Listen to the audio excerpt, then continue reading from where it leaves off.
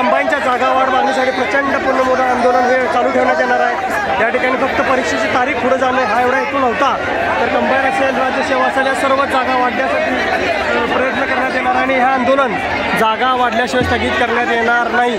त्यामुळे आपण पाहतो या ठिकाणी रोहित पवार देखील तीच भूमिका स्पष्ट करत आहेत। सर्व विद्यार्थी मुलांना हे आंदोलन आव्हान करण्यात येते की त्यांनी इथं बसून राहायचं आणि कोणीही हे कंबाईनच्या जागा असतील किंवा राज्यसेवेच्या जागा असतील याचं नोटिफिकेशन किंवा याची अधिकृत अशी घोषणा झाल्याशिवाय कोणी इथे उठणार नाही।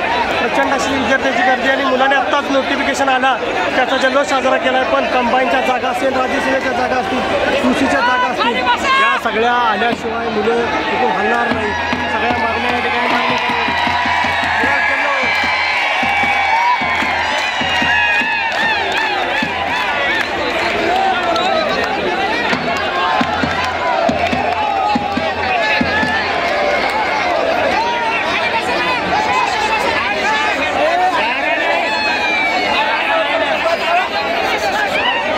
इकडं आता पुढील भूमिका रोहितदादा पवार माध्यमांना स्पष्ट करत आहे।